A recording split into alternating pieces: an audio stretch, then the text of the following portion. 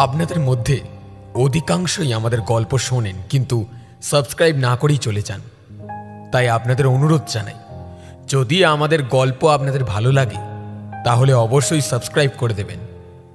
আমরা খুব শীঘ্রই ৫,০০০ জন সদস্যের পরিবার হতে চলেছি, কিন্তু আপনারা চাইলে এই ৫,০০০টা খুব শীঘ্রই ১০,০০০-এ পরিণত হবে। তাই ঝটপট সাবস্ক্রাইবটা করে দেবেন। আর আমাদের আজকের নিবেদন লেখক অর্ঘ্যজিৎ মুখোপাধ্যায়ের লেখা অমরেশ সিরিজের গল্প রত্ন উদ্ধার।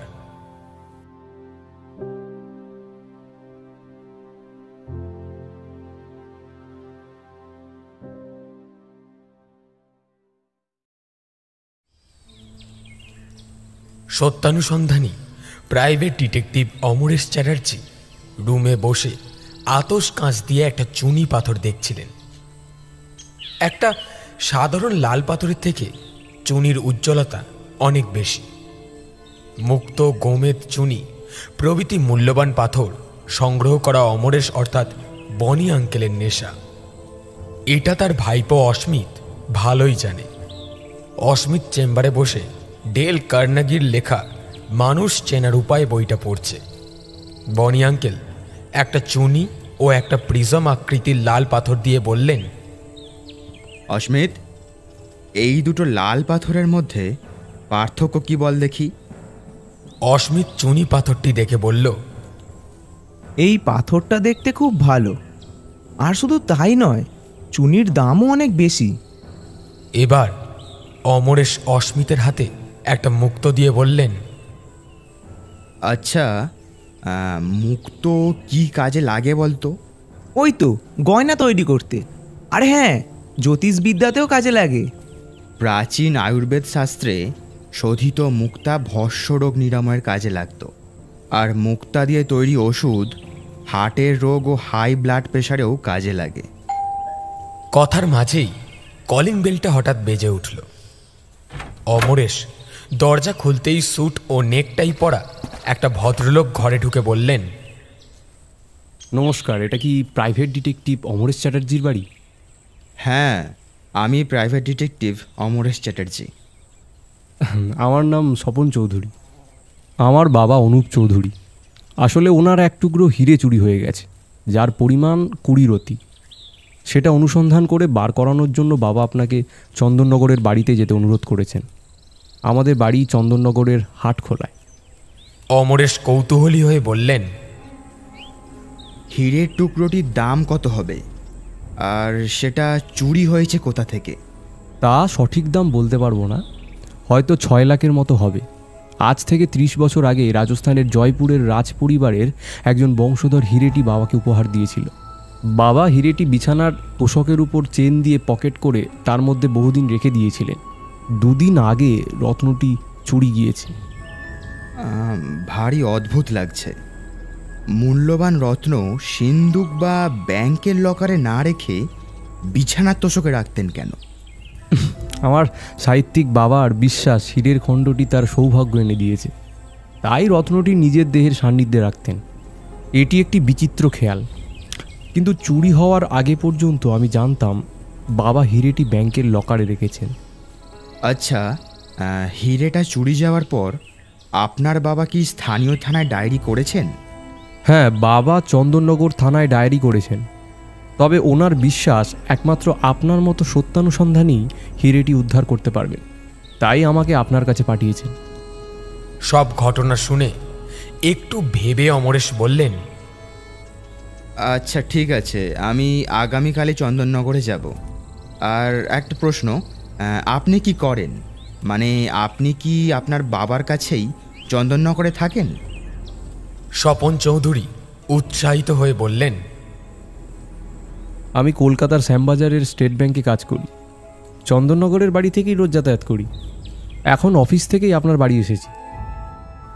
এই বলে স্বপন চৌধুরী একটি কাগজে বাড়ির নাম আর ঠিকানা লিখে দিলেন। অমরেশ বললেন, আচ্ছা ঠিক আছে, আগামীকাল সকাল 10টার মধ্যে আপনাদের বাড়ি পৌঁছে যাব। স্বপন চৌধুরী চলে গেলে অমরেশ অস্মিতের দিকে ফিরলেন। দেখলেন অস্মিত তার দিকে তাকিয়ে আছে। অমরেশ বললেন, আচ্ছা অস্মিত, স্বপনবাবুর মুখ দেখে তোর তাকে কেমন মানুষ বলে মনে হলো? প্রথমত, ওই ভদ্রলোকের সঙ্গে তার বাবার সম্পর্ক ভালো নয়। দ্বিতীয়ত, তিনি ছেলেকে বিশ্বাস করেন না বলেই রত্নটা বিছানার তোষকের মধ্যে লুকিয়ে রেখেছিলেন। এবং তৃতীয়ত, তিনি সেটা স্বপনবাবুকে জানাননি। হ্যাঁ, সেটা ঠিক, তবে তার জন্য তার ছেলেকে অপরাধী ভাবাটা ঠিক নয়। অস্মিতের মা অর্থাৎ অমরেশের বৌদি বাড়ির ভিতর থেকে ওদের খাওয়ার জন্য ডাক দিলেন। দুপুর 1টার সময় ওরা মধ্যাহ্ন ভোজন করতে গেল। অস্মিতের এখন গরমের ছুটি চলছে, পড়ার চাপ কম থাকায় সে এখন বনি আঙ্কেলের চেম্বারে এসে বই পড়ে। পরের দিন সকাল 8টার মধ্যে অমরেশ স্নান ও প্রাতরাশ সেরে বেরোনোর জন্য প্রস্তুত হলেন। এমন সময় অমরেশের বৌদি বললেন, অমরেশ, তোমার ভাইপো যে বায়না ধরেছে তোমার সঙ্গে যাবে বলে, কি করি বলো তো? অমরেশ বললেন, আচ্ছা ঠিক আছে, তুমি নির্ভাবনায় ওকে আমার সাথে পাঠিয়ে দাও, ও আমাকে কাজে সাহায্য করবেক্ষণ। অস্মিত মায়ের কাছ থেকে অনুমতি পেয়ে খুব খুশি। ও অমরেশের সঙ্গে কলকাতার হাতিবাগান থেকে বেরিয়ে হাওড়া হয়ে সকাল 10টার সময় ট্রেনে করে চন্দননগর স্টেশনে এসে থামল। বৈশাখ মাসের তপ্ত সকালে ওরা রিকশায় চড়ে গঙ্গার ধারে হাটখোলা নামক জায়গায় সাহিত্যিক অনুপ চৌধুরীর বাড়িতে এলো। কলিং বেল টিপতেই স্বপন চৌধুরী এসে দরজা খোলে এবং তাদেরকে বাড়ির দোতলায় বাবার ঘরে নিয়ে গেল। অনুপ চৌধুরী পালঙ্কের বিছানায় বসে গল্প বলে চলেছেন। এক যুবক কম্পিউটারে কিবোর্ডে আঙুল দিয়ে তা নথিকরণ করছেন। দেখে মনে হয় ও হলো কপিরাইট কম্পোজার। অনুপ চৌধুরী গোয়েন্দা অমরেশকে অভ্যর্থনা করে বললেন, আসুন আসুন ইন্দ্রবাবু। অমরেশরা ঘরে ঢুকলেন। স্বপন চৌধুরী বললেন, বাবা, ইনি ইন্দ্রবাবু নন, ইনি প্রাইভেট ডিটেকটিভ অমরেশ চ্যাটার্জি। অমরেশ বললেন, আপনার বাবা ঠিকই বলেছেন, অমরেশ মানে দেবরাজ ইন্দ্র। সাদা ধুতি পাঞ্জাবি পরিহিত চশমা চোখে অনুপ চৌধুরী হেসে বললেন, আমি তাহলে উপযুক্ত ডিটেকটিভকেই ডেকে এনেছি মূল্যবান রত্নটা উদ্ধারের জন্য। এই বলে হাসতে হাসতে অমরেশদের গদির দিকে নির্দেশ দিলেন। অমরেশরা বসে পড়ার পর অনুপ চৌধুরী বললেন, বছর 30 আগে জয়পুরের রাজবংশের এক রাজকুমার আমাকে 20 রতির হীরের খণ্ডটি উপহার দেন। তারপর থেকেই আমার সাহিত্যিক জীবনের নাম যশ খ্যাতি বেড়ে যায়। হীরের খণ্ডটি আমার বিছানার তোষকে চেন দেওয়া পকেট করে বহুদিন রেখে দিয়েছিলাম। 2 দিন আগে বৃহস্পতিবার সন্ধ্যায় দেখি বিছানার তোষকের পকেটের চেনটি খোলা, ভিতরে হীরের টুকরোটি নেই। হীরে চুরি যাওয়ার জন্য আমি চন্দননগর থানায় ডায়েরি করেছি, কিন্তু আমার বিশ্বাস আপনি বুদ্ধি দিয়ে চুরি হওয়া রত্নটি উদ্ধার করতে পারবেন। ইতিমধ্যে পৌর পরিচারক ট্রেতে করে ঠান্ডা পানীয় এনে টেবিলে রাখল। অমরেশ বললেন,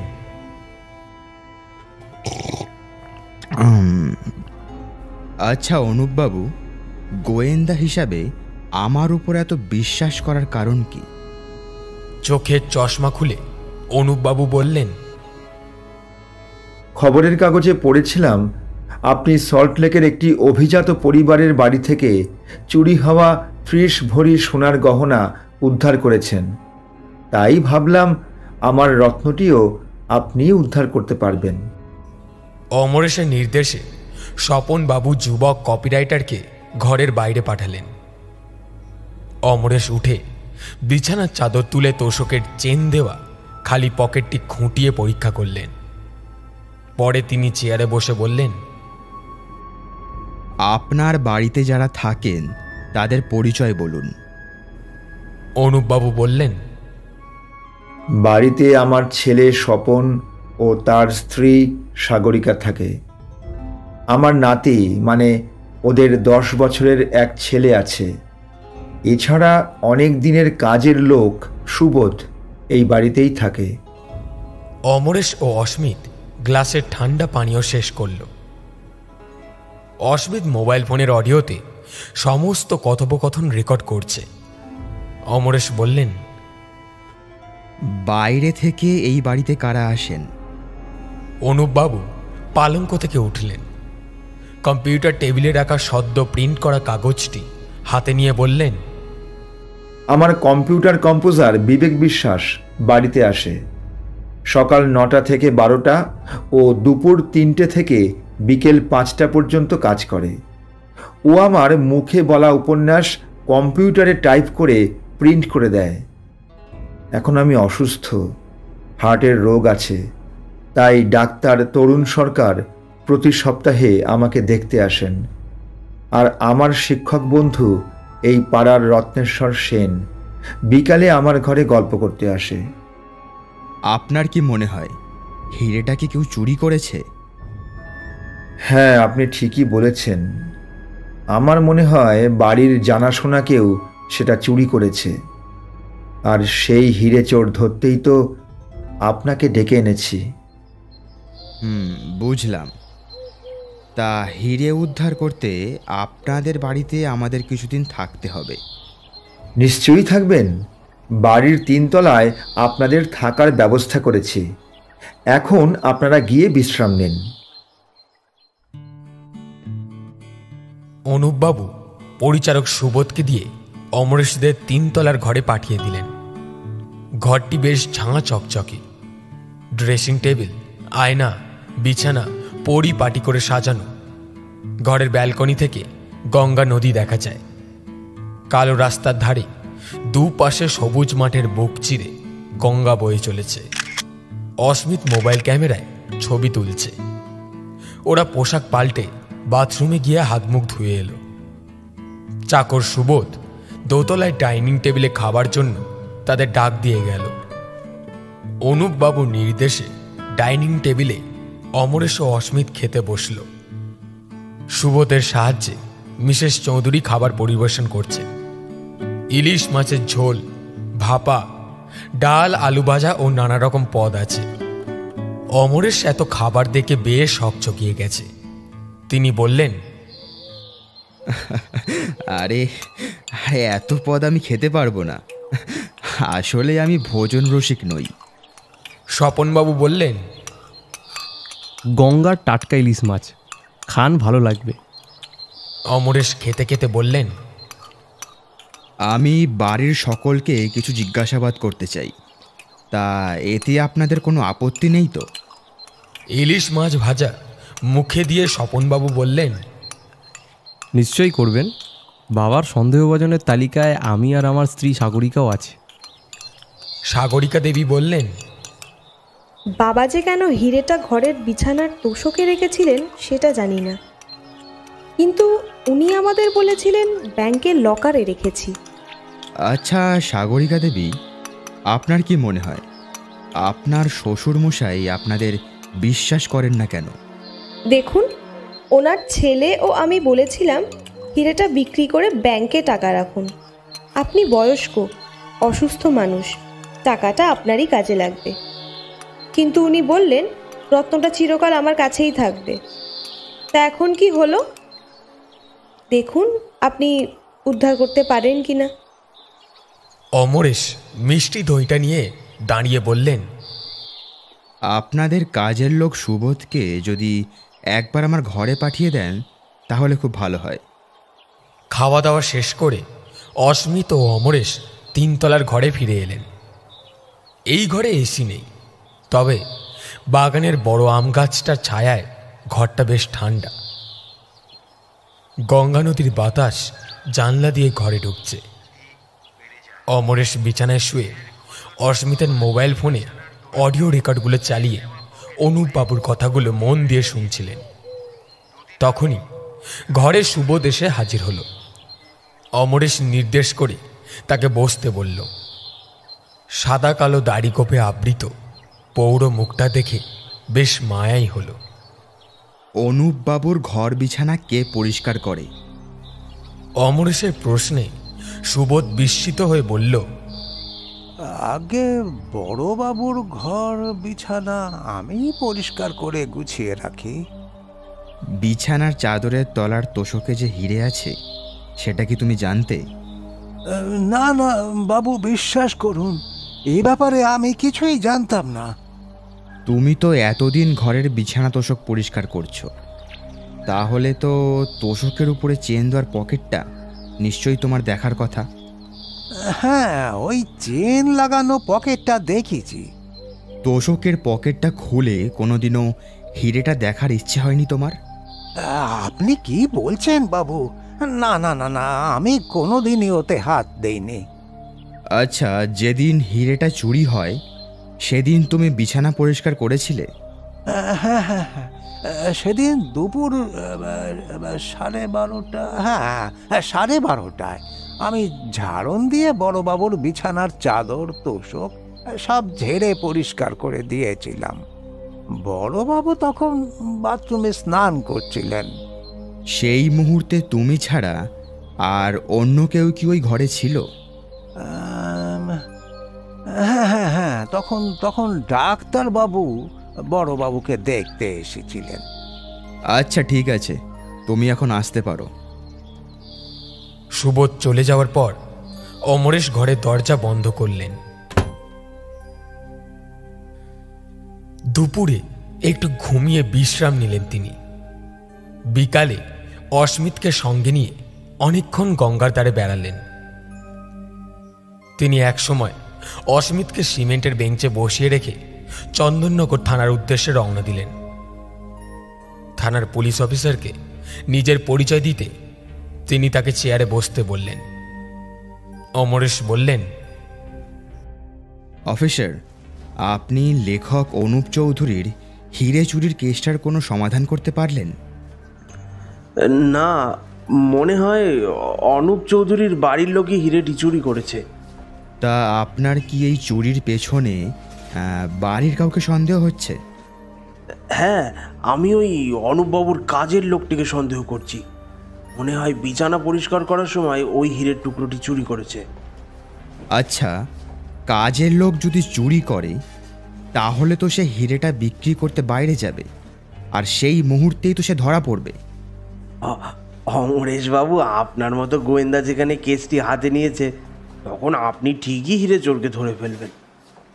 হ্যাঁ ঠিক আছে, আপনি আপনার মোবাইল নাম্বারটা আমায় দিন, প্রয়োজন হলে আপনাকে ফোন করে ডাকবো। পুলিশ অফিসারের ফোন নাম্বার ডায়েরিতে লিখে অমরেশ থানা থেকে বেরিয়ে গেলেন। অস্মিত গঙ্গায় চলাচল করা লঞ্চ ও নৌকা এক মনে দেখছিল। অমরেশ পাশে বসে তাকে বাদাম ভাজা খেতে দিয়ে বললেন, আচ্ছা অস্মিত, চন্দননগর কি জন্য বিখ্যাত বলতো? চন্দননগর ফরাসিদের স্মৃতি বিজড়িত ঐতিহাসিক শহর, আর তাছাড়া এখানকার জগদ্ধাত্রী পুজো খুব বিখ্যাত। অমরেশ বাদাম মুখে দিয়ে বললেন, গঙ্গার ধারের এই রাস্তায় জগদ্ধাত্রী পূজার শোভাযাত্রা শেষ হয়, সে সময় এখানে লক্ষ লোকের জমায়েত হয়। সন্ধ্যা পেরিয়ে রাত হলে বনি আঙ্কেলের সাথে অস্মিত হাটখোলায় সাহিত্যিক অনুপ চৌধুরীর বাড়িতে ফিরল। অনুপবাবু শান্ত ভ্রমণ শেষ করে দোতলার ঘরে বসে চা খাচ্ছেন। পাশে বসে আছেন প্রতিবেশী রত্নেশ্বর বাবু। গোয়েন্দাকে ফিরতে দেখে অনুপবাবু বললেন, অমরেশবাবু, গঙ্গার হাওয়া খেয়ে এলেন? হ্যাঁ অনুপবাবু, আর আমি একবার থানাতেও গিয়েছিলাম, বলতে পারেন রথ দেখা কলা বেচা দই হলো। অনুপবাবু অমরেশের সাথে বন্ধু রত্নেশ্বরে পরিচয় করিয়ে দিলেন। নমস্কার, তা আপনি অনুপবাবুর যে দামি হিরেটা চুরি গেছে সে ব্যাপারে জানেন তো? অমরেশের কথায় রত্নেশ্বর বাবু বললেন, অনুপের মুখে হিরে চুরির খবরটা শুনে আমি খুব অবাক হয়েছি জানেন। তোষকের নিচে গোপন জায়গা থেকে কে রত্নটা নিতে পারে আমি ভেবে পাচ্ছি না। অনুপবাবু সকালে হিরেটি দেখেছিলেন, কিন্তু তিনি সন্ধ্যের আগেই দেখলেন সেখানে কিচ্ছু নেই। দিনের বেলায় যখন চুরি হয়েছে তখন মনে হয় বাড়ির পরিচিত কেউ সেটা নিয়েছে। অমরেশ আর কথা না বাড়িয়ে তার ঘরে চলে এলেন। বিছানায় বসে সুবোধের কথাগুলো শুনছিলেন। হঠাৎ তিনি দেখলেন খাটো ধুতি পতুয়া পরা একজন লোক দরজায় উঁকি দিয়ে চলে যাচ্ছে। তিনি ছুটে এসে দ্রুত সিঁড়ি থেকে নেমে যাওয়ার সুবোধকে ধরে বললেন, কি ব্যাপার, তুমি এখানে কি করতে এসেছিলে? ছোট বাবু ও বৌদিমণি আপনাদের খেতে ডাকছেন। এ কথা বলেই সুবোধ দোতলায় নেমে গেল। অমরেশ অস্মিতকে নিয়ে ডাইনিং রুমে এলেন। রাতে সাগরিকা দেবী ওদের দুজনের আলাদা খাবার ব্যবস্থা করেছেন। অমরেশ একটু অল্পই খান রাতের বেলা।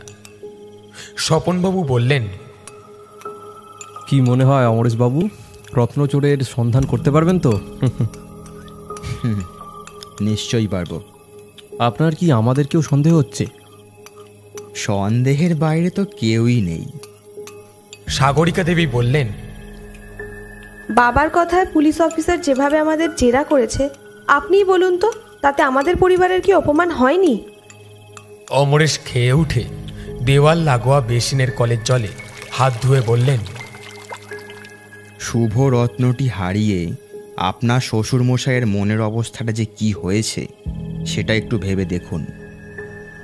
হ্যাঁ, তো আপনি আমাদের কখন জেরা করবেন? সাগরিকার প্রশ্নে অমরেশ শান্তভাবে বললেন, না, আপনাদের আর জেরা করার প্রয়োজন নেই। তবে অনুপবাবুর কপিরাইটার বিবেকবাবুকে আগামীকাল জিজ্ঞাসাবাদ করতে চাই।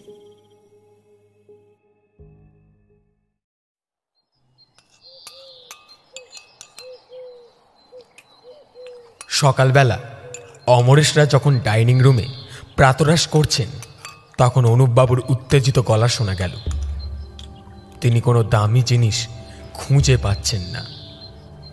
অমরেশ নিচের তলায় তার ঘরে ঢুকতেই অনুপবাবু বললেন, আমার একটি ঐতিহাসিক উপন্যাসের প্রিন্ট করা পাণ্ডুলিপি কাল বিকালে আলমারিতে রেখেছিলাম, এখন খুঁজে পাচ্ছি না। অনুপবাবু, আপনি ভালো করে ভেবে দেখুন, ওই উপন্যাসের পাণ্ডুলিপিটা আপনি ঠিক এই আলমারিতে রেখেছিলেন তো? হ্যাঁ, কাল বিকেলে বিবেক আমাকে প্রিন্ট করা কপিটা দিল। আমার পুরো মনে আছে, সেটা আমি আলমারিতে রেখে চাবি দিয়েছিলাম। তা আপনি আলমারির চাবি কোথায় রাখেন? চাবি এই ড্রেসিং টেবিলের ড্রয়ারে রাখি। অনেক পরিশ্রম করে পুঁথিপত্র পড়ে উপন্যাসটি লিখেছিলাম। সেন বংশের রাজা লক্ষণ সেনের সমসাময়িক রাঢ় বাংলার পটভূমিতে একজন হিন্দু রাজকুমারের সঙ্গে মুসলিম সুলতান বংশের মেয়ের প্রেমের কাহিনী। এর জন্য দুই সম্প্রদায়ের বিরোধ বাঁধে। পরে পবিত্র প্রেমের কাছে সকলে হার মানে, দুই ধর্মের মিলন হয়। পাণ্ডুলিপির প্রিন্টটা না পেলে বড় ক্ষতি হয়ে যাবে। ইতিমধ্যে বিবেক অনুপবাবুর ঘরে চলে এসেছে। তিনি অনুপবাবুর মুখে পাণ্ডুলিপি হারিয়ে যাওয়ার কথা শুনে বিস্মিত। অনুপবাবু আশা নিয়ে বললেন, বিবেক, তোমার কম্পিউটার থেকে প্রিন্টটা আবার বার করতে পারবে না? বিবেক হতাশভাবে বলল, না স্যার, আমি তো কম্পিউটারের মেমোরি থেকে ফাইলটা ডিলিট করে দিয়েছি। গতকাল বিকালে পাণ্ডুলিপিটা তো আমার হাত থেকে আপনি নিয়ে আলমারিতে রাখলেন। অনুপবাবু মাথায় হাত দিয়ে বসে পড়লেন, সে তো রেখেছিলাম, কিন্তু এখন পাচ্ছি না কেন? অমরেশ অনুপবাবুর অনুমতি নিয়ে বিবেককে 3 তলার ঘরে একা ডেকে আনলেন। সুবোধ এসে ওদের 3 জনকে 3 কাপ কফি দিয়ে গেল। কফির কাপে চুমুক দিয়ে অমরেশ বললেন,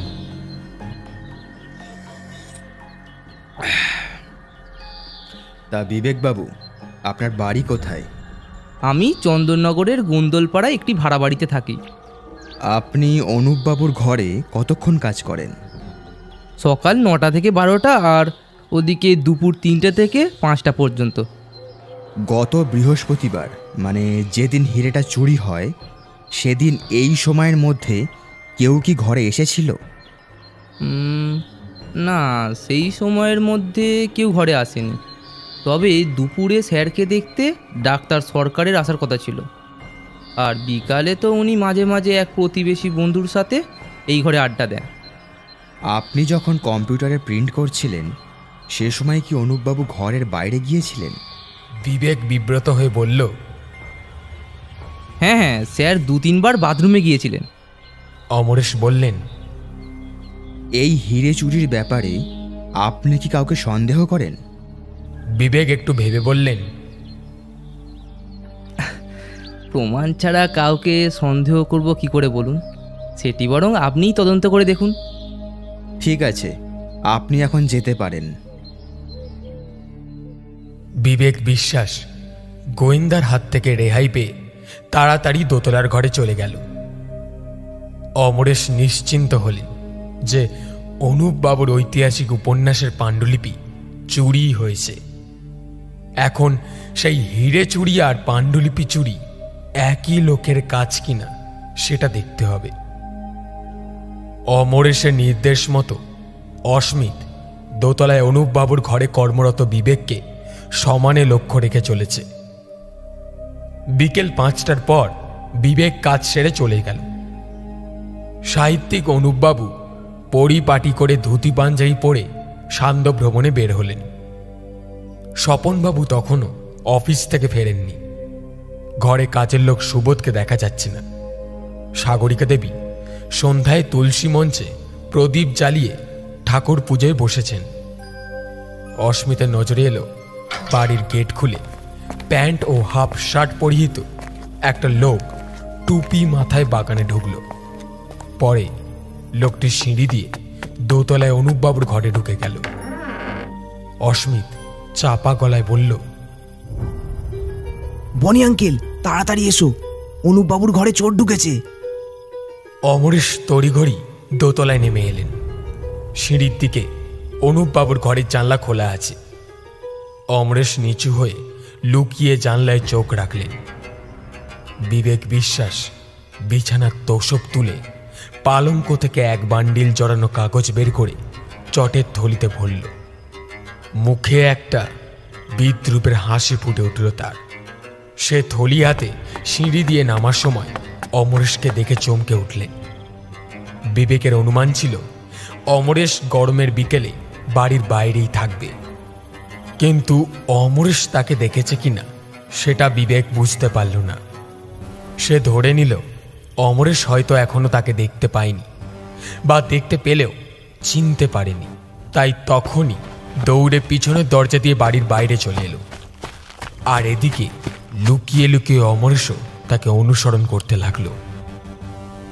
অলিগলি পেরিয়ে সে একতলা বাড়ির সদর দরজার তালা খুললেন। ঘরে ঢুকে দরজা বন্ধ করে দিলেন। ঠিক কয়েক সেকেন্ডের মধ্যে অমরেশও সেখানে উপস্থিত হয়ে দরজায় কড়া নাড়লেন। বিবেকের দরজা খুলতে প্রায় 7 মিনিটের মতো দেরি হলো। দরজা খুলতেই অমরেশ বললেন, এই মাত্র অনুপবাবুর ঘর থেকে যে পাণ্ডুলিপিটা চুরি করে আনলেন সেটা আমায় ফেরত দিন। অমরেশকে দেখে বিচলিত বিবেক বলল, কি বলছেন কি? আমি তো কোনো পাণ্ডুলিপি চুরি করিনি। অমরেশ প্যান্টের পকেট থেকে পিস্তল বার করে আনলেন। ডিটেকটিভের চোখকে ফাঁকি দেওয়া যায় না। পাণ্ডুলিপিটা ফেরত দিন, না হলে এক্ষুনি আপনাকে গ্রেপ্তার করে থানায় নিয়ে যাব। এবার বিবেক ভয়ে ভেঙে পড়ে সদ্য টেবিলে রাখা প্রিন্ট করা পাণ্ডুলিপিটা অমরেশকে দিয়ে বলল, দয়া করে আমায় গ্রেপ্তার করবেন না স্যার। আমি লেখক হওয়ার লোভে স্যারের পাণ্ডুলিপিটা চুরি করেছি। আমি স্যারের পা ধরে ক্ষমা চেয়ে নেব। চুরি করা লেখা দিয়ে কেউ কোনোদিনও লেখক হতে পারেনি। আপনি অনুপবাবুর সঙ্গে বিশ্বাসঘাতকতা করেছেন। পুলিশ এবং আমার চোখে হিরে চোরের সন্দেহের তালিকায় এবার আপনি সবার প্রথমে আছেন। বিবেক হাত জোর করে বলল, স্যার বিশ্বাস করুন স্যার, আমি হিরে চুরি করিনি। আমাকে দয়া করে গ্রেপ্তার করবেন না স্যার, প্লিজ স্যার। আপাতত আপনাকে গ্রেপ্তার করে পুলিশে দিচ্ছি না, আপনার বিচার অনুপবাবুই করবেন। তবে চন্দননগর ছেড়ে পালাবার চেষ্টা করবেন না। এই বলে অমরেশ পাণ্ডুলিপির বান্ডিল হাতে নিয়ে হাটখোলার অনুপবাবুর বাড়িতে ফিরে এলেন। সান্ধ্য ভ্রমণ করতে গিয়ে বেশ ক্লান্ত হয়ে পড়ায় অনুপবাবু ঘরে এখন শুয়ে আছেন। অমরেশ পাণ্ডুলিপির প্রিন্টটা অনুপবাবুর হাতে দিয়ে বললেন, দেখুন তো, এইটা আপনার চুরি যাওয়া ঐতিহাসিক উপন্যাসের পাণ্ডুলিপি কিনা? পাণ্ডুলিপিটা হাতে পেয়ে অনুপবাবুর আনন্দ উচ্ছ্বাসে বিছানা ছেড়ে উঠে পড়লেন। বললেন, হ্যাঁ, এই তো আমার উপন্যাস প্রেমের জোয়ারে বিভেদ মোছে। এটা আপনি কোথায় খুঁজে পেলেন? আপনার কপি কম্পোজার বিবেক এটা চুরি করেছিল। আজ সন্ধ্যায় আপনার ঘরে যখন কেউ ছিল না, সে সময় ও ঘরে ঢুকে পালঙ্কের তলায় রেখে দেওয়া পাণ্ডুলিপিটা তুলে নিয়ে ওর বাড়ি চলে যায়। আমি বিবেককে ফলো করতে করতে ওর বাড়ি পর্যন্ত পৌঁছে যাই। সেখান থেকে এই পাণ্ডুলিপিটা উদ্ধার করে আনলাম।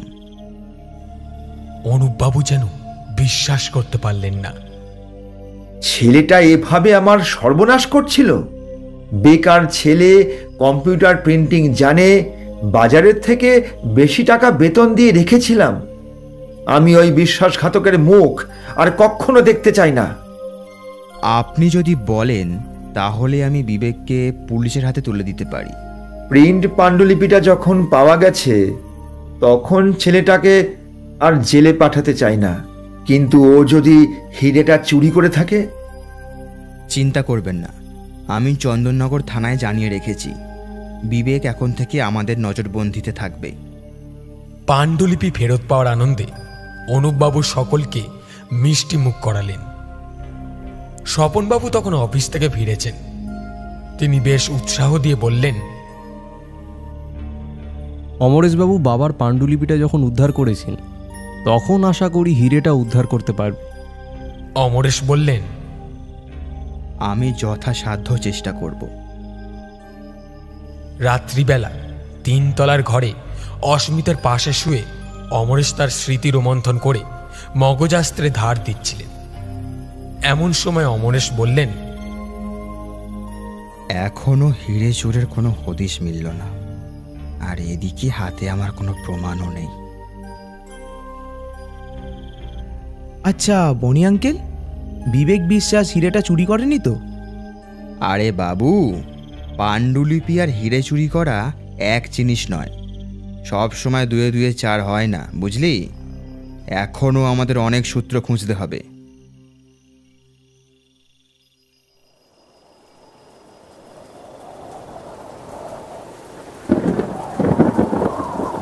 রাত 12টার সময় বাইরে প্রবল ঝড় বৃষ্টি শুরু হলো।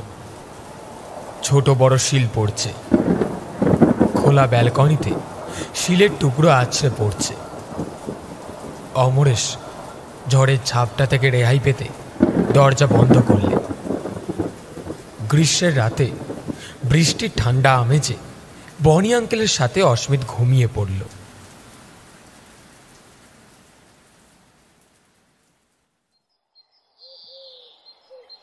সকাল 6টায় ঘুম ভাঙার পর ওরা দাঁত মাজতে গেল। ঝড়ে বাগানের ফুলের চারা গাছগুলি হেলে পড়েছে। বাড়ির নিচের তলায় ঘরে ওঠার 3য় ধাপ সিঁড়ির 2 দিকে 2টি লাল গোলাপ গাছের টব আছে। অমরেশ ব্যালকনির বেসিনে কলের জলে মুখ ধুচ্ছিল। এমন সময় বাগানের দিকে চোখ পড়তেই নজরে এলো সিঁড়ির ডান দিকের গোলাপ গাছের টবের মাটিতে একটা সাদা উজ্জ্বল পাথর ঝকমক করছে সূর্যের আলোতে। যেন কোনো কাঁচের টুকরোতে আলো পড়লে যেমন রশ্মি বিচ্ছুরিত হয়, ঠিক তেমনই। তখনই অমরেশ অস্মিতকে নিয়ে নিচের তলার বাগানে চলে এলো। এখনো গোটা বাড়ির সবাই জেগে ওঠেনি। নিচে এসে সে পুরো অবাক হয়ে যায়। ঘরে ওঠা সিঁড়ির টবের মাটিতে বৃষ্টির জল পড়ে নরম হয়ে যাওয়ায় হীরের টুকরোটি উপরে উঠে এসেছে। তাতে সূর্যের 7 রং খেলা করছে। অমরেশ হীরেটি তুলে রুমালে জড়িয়ে পাঞ্জাবির পকেটে ঢুকিয়ে রাখলেন, আর অস্মিতকে ঘরে পাঠিয়ে তার দাড়ি কাটার শেভিং বক্স থেকে সমান আকৃতির এক টুকরো ফটকিরি আনালেন। হাত দিয়ে গোলাপ গাছের টবের আলকা মাটির ভেতরে ফটকিরিটি পুঁতে দিয়ে চুপির সারে উপরের ঘরে চলে এলেন। বেলা বাড়তেই অমরেশ ডাইনিং রুমে প্রাতরাশ সেরে অনুপবাবুর ঘরে গেলেন। অনুপবাবুর রাতে ভালো ঘুম হয়নি। তিনি অসুস্থ হয়ে তখনও শুয়ে আছেন। অনুমান মতো আজ কম্পোজার কপিরাইটার বিবেক কাজে আসেনি। অনুপবাবু বললেন, আমার শরীরটা ভালো নয়, তাই ডাক্তারকে আসতে বলেছি। ডাক্তার তরুণ সরকার বলেছেন চেম্বার সেরে সন্ধ্যায় আসবেন। আপনি হিরে চুরির তদন্ত করে কিছু বুঝতে পারছেন? অমরেশ আত্মবিশ্বাসের সঙ্গে বললেন, আমি আপনার হীরের সন্ধান পেয়েছি।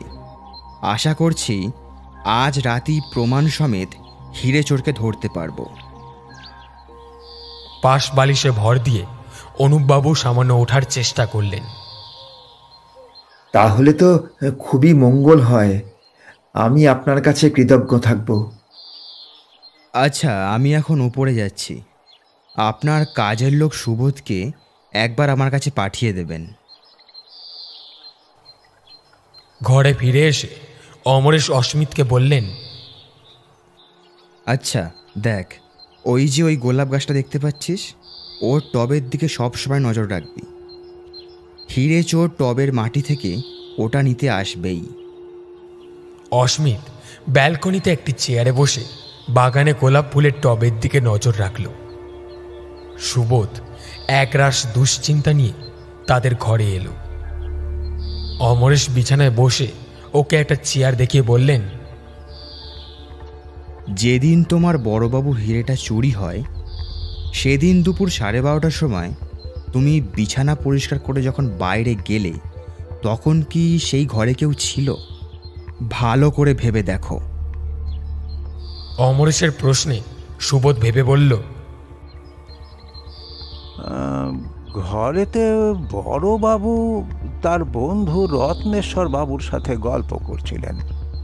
রত্নেশ্বর বাবু চলে গেলে বড়বাবু স্নান করতে বাথরুমে যান। আমি তখন ঘর বিছানা পরিষ্কার করছিলাম।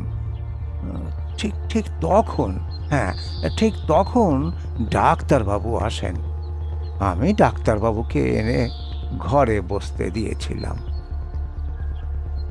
আচ্ছা, ডাক্তারবাবু কতক্ষণ ঘরে একা বসেছিলেন? তা তো আমি ঠিক বলতে পারবো না। উনি বড়বাবুকে দেখতে এসেছিলেন। ঠিক আছে, তুমি এখন যাও। অমরেশ তাকে ছেড়ে দিতেই সুবোধ হাঁপ ছেড়ে কাজে গেল। অস্মিত ব্যালকনিতে বসে মোবাইল ফোনে গান শুনছিল। স্বপনবাবুর বছর 10 ছেলে শৈবাল মাথায় টুপি পরে হাতে খেলনার পিস্তল নিয়ে 3 তলায় উঠে এসেছে। ও অস্মিতের দিকে পিস্তল উঁচিয়ে বলল, হ্যান্ডস আপ, আমি পুলিশ। অস্মিত ঘুরে দাঁড়িয়ে বলল, তা তোমার নাম কি? আমার নাম শৈবাল চৌধুরী। আচ্ছা, তুমি কি ডিটেকটিভ? আমি ডিটেকটিভের সহকারী। তোমার পিস্তল কই? পিস্তল না থাকলে চোর ধরবে কি করে? আমি মগজাস্ত্র দিয়ে চোর ধরব। মগজ মানে তো মাথা, মাথা দিয়ে ওসব হবে না। আমি এই পিস্তল দিয়েই দাদুর হিরে চোরকে ধরব। শৈবাল খেলার ছলে পুনরায় দোতলায় অনুপবাবুর ঘরে চলে গেল। দুপুরে অমরেশ চন্দননগর থানায় ফোন করে পুলিশ অফিসার মিস্টার কুণ্ডুকে সন্ধ্যায় অনুপবাবুর বাড়ির 3 তলায় আসতে বললেন। আজ বিকালে অমরেশ আর বাইরে যাননি। সন্ধেবেলায় পুলিশ অফিসার মিস্টার কুন্ডু অমরেশের সাথে দেখা করে বললেন, কি ব্যাপার ডিটেকটিভ চ্যাটার্জি, হিরে চোরের সন্ধান পেয়েছেন নাকি? অমরেশ পুলিশ অফিসারকে চেয়ারে বসিয়ে বললেন, অনুমান ঠিক হলে আজ রাতেই হিরে চোর এই বাড়িতে আসবে। আমি এখন বাগানে আম গাছের গড়ির আড়ালে লুকিয়ে থাকছি। আপনাকে ফোনে মিসড কল দিলেই আপনি সিঁড়ি দিয়ে নিচে নেমে আসবেন। অমরেশ পিস্তল হাতে নিয়ে আম গাছের আড়ালে অন্ধকারে দাঁড়িয়ে লক্ষ্য করছেন। বাগানের গেট খুলে সুবোধ বাজারের থলি হাতে ঢুকল। সিঁড়ির শেষ ধাপে গোলাপ গাছের টবের সামনে দাঁড়িয়ে ও কি যেন একটা দেখছে। নিচু হয়ে সিঁড়ির প্রান্তে চলে যাওয়া টবটি হালকা ধরে সরিয়ে রেখে দোতলার ঘরে চলে গেল সে। আজ অমাবস্যা, তাই চাঁদের আলো পুরো বাগানটায় ছড়াতে পারেনি। বেশ অন্ধকার হয়ে রয়েছে আগের দিনগুলোর চেয়ে। অনুপবাবুর বন্ধু রত্নেশ্বর বাবু গল্পের আড্ডা শেষ করে বাইরে বেরিয়ে গেলেন। রাত 7টা নাগাদ ডাক্তার তরুণ সরকার অনুপবাবুকে দেখতে বাড়িতে এলেন। তিনি দোতলার ঘরে বিছানায় শোয়া অনুপবাবুর ব্লাড প্রেশার মাপলেন। প্রেসক্রিপশনে ব্লাড প্রেশারের জন্য ও ঘুমের জন্য ওষুধ লিখে দিলেন। স্বপনবাবু সবেমাত্র অফিস থেকে ফিরেছেন। বাবার নির্দেশে স্বপনবাবু ডাক্তার সরকারকে 200 টাকা দিলেন। ক্লান্ত স্বপনবাবু ডাক্তার সরকারকে এগিয়ে দিতে গেলেন। থাক থাক, আপনাকে আর কষ্ট করে আসতে হবে না, আমি একাই যেতে পারবো। আপনি গিয়ে একটু বিশ্রাম নিন, ঠিক আছে? কিন্তু ডাক্তার সরকার এই কথা বলে দ্রুত পায়ে সিঁড়ি দিয়ে নিচে নামলেন।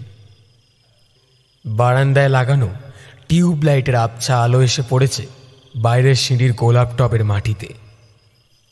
ডাক্তার সরকার বাগানে পা দিয়েই চারপাশটা দেখে নিলেন। সতর্ক হয়ে টবের মাটিতে হাত ঢুকিয়ে দিলেন। তিনি হাতড়ে মাটির তলা থেকে সাদা রঙের ফটকিরিটা তুলতেই অমরেশ আম গাছের গুড়ির আড়াল থেকে পিস্তল হাতে বেরিয়ে এসে বললেন, হ্যান্ডস আপ। ডক্টর সরকার, এক পাও এগোনোর চেষ্টা করবেন না। হিরে চুরি করতে এসে আপনি ধরা পড়ে গেছেন। ডাক্তার সরকার ভয়ে পালানোর পথ খুঁজছিলেন। তিনি ঊর্ধ্বশ্বাসে বাগানের গেটের দিকে ছুটলেন। অমরেশ বাগানে দাঁড়িয়ে আকাশে শূন্যে পিস্তলের গুলি ছুড়লেন। গুলির আওয়াজে ডাক্তার সরকার থমকে জড়সড় হয়ে দাঁড়িয়ে গেলেন। আপনাকে আমি অ্যারেস্ট করলাম, থানায় চলুন। আপনার মতো ডাক্তার এই সমাজের চোখে কলঙ্ক। পুলিশ অফিসার ডাক্তার সরকারের হাতের মুঠো থেকে ফটকিটা কেড়ে নিলেন। চিৎকার ও গুলির আওয়াজ শুনে অসুস্থ অনুপবাবু ততক্ষণে নিচের বাগানে নেমে এসেছেন। বাড়ির সবাই এখন উপস্থিত হয়েছে সেখানে। এবার অমরেশ আসল হীরের টুকরোটি অনুপবাবুর হাতে দিয়ে বললেন, এই নিন আপনার হিরে। হিরেটা আমি সকালে গোলাপ টবের মাটি থেকে তুলে রেখে নিজের কাছে রেখেছিলাম, আর তার বদলে টবের মাটিতে ফটকিরি পুঁতে ফাঁদ পেতেছিলাম। আর দেখুন, সেই ফাঁদই ধরা পড়েছে ডক্টর তরুণ সরকার। পুলিশ অফিসার বিস্ময়ে বললেন, অমরেশ বাবু, অসাধারণ আপনার গোয়েন্দা বুদ্ধি। অনুপবাবু শুভরত্নটি পেয়ে আনন্দে আত্মহারা হয়ে বললেন, এই তো আমার হিরে। ওই ডাক্তার চিকিৎসা করতে এসে আমার রত্নটা চুরি করবে, এ তো আমি স্বপ্নেও ভাবতে পারিনি। অমরেশ বাবু, আপনি কি করে ওকে ধরলেন? অমরেশ বললেন, আপনার ঘরে চলুন, সব ঘটনা আমি বলছি। পুলিশ অফিসার ডাক্তার তরুণ সরকারকে গ্রেপ্তার করে ভ্যানে উঠিয়ে থানার উদ্দেশ্যে রওনা দিলেন। অমরেশ অনুপবাবুকে তার দোতলার ঘরে এনে বসালেন। বাড়ির সকলকে অনুপবাবুর ঘরে আনলেন। সকলের আগ্রহী দৃষ্টির সামনে অমরেশ তার বক্তব্য শুরু করলেন। যেদিন হিরেটা চুরি যায় সেদিন দুপুর 12:30টার সময় ডক্টর সরকার অনুপবাবুকে দেখতে আসেন। অনুপবাবু তখন বাথরুমে স্নান করছিলেন। সে সময় স্বপনবাবু কলকাতার অফিসে ছিলেন। কাজের লোক সুবোধ ডক্টর সরকারকে অনুপবাবুর ঘরে এনে বসায়।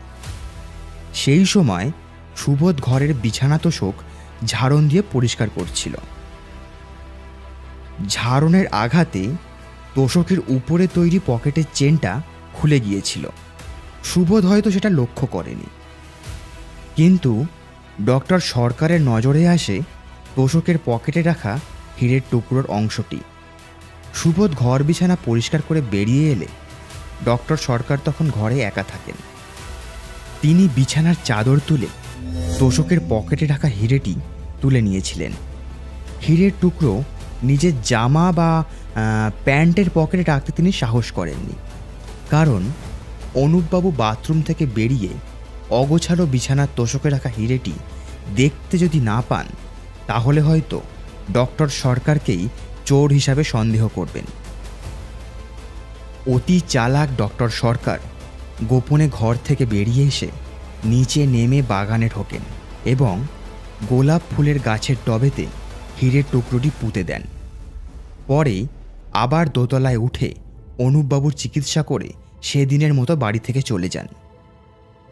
তাঁর উদ্দেশ্য ছিল পরের বার যখন তিনি অনুপবাবুকে দেখতে আসবেন তখন তিনি হিরেটিকে সঙ্গে করে নিয়ে যাবেন। কিন্তু প্রকৃতির কি লীলা দেখুন। গতকাল রাতে ঝড় ও শিলাবৃষ্টিতে গোলাপ টপের মাটি নরম হয়ে হীরের টুকরোটি উপরে চলে আসে।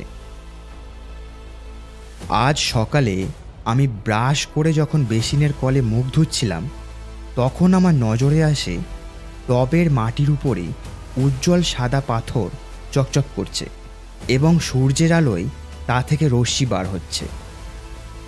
আমি সঙ্গে সঙ্গে গোলাপ গাছের টবের মাটি থেকে হীরের টুকরোটা তুলে নিলাম আর তার বদলে ওখানে রাখলাম একটা ফটকিরির টুকরো। সকালে অনুপবাবু যখন বললেন ডক্টর সরকারকে ফোন করা হলেও তিনি একবার বাড়িতে আসতে চান, তখনই আমার একটু সন্দেহ হয়। বুঝলাম ডক্টর বাড়িতে এসে গোপনে হীরের টুকরোটি মাটি থেকে তুলে নিয়ে চলে যেতে চাইছেন, আর তাই ঘটল। ডক্টর সরকার পুরো হাতে নাতে ধরা পড়েছেন।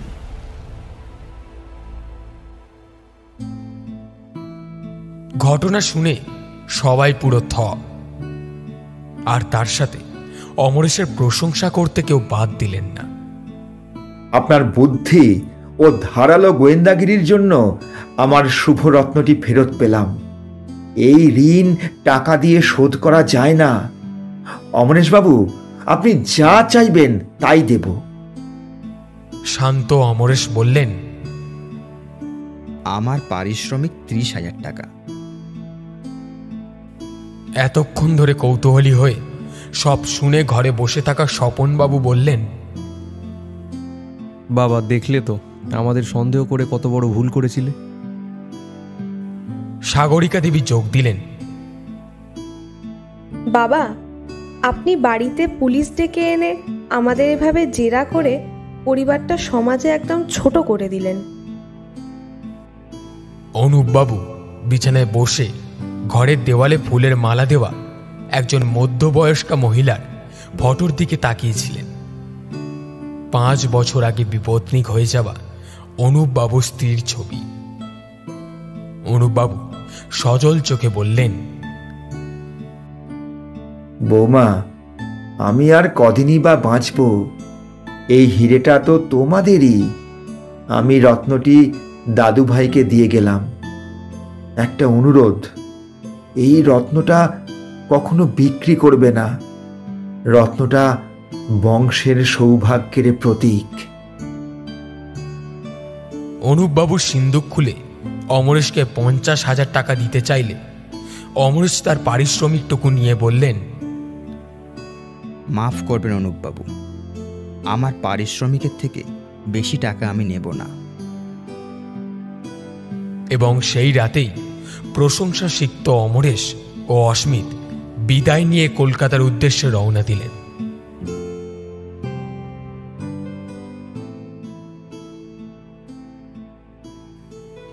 শেষ হলো আমাদের আজকের গল্প রত্ন উদ্ধার।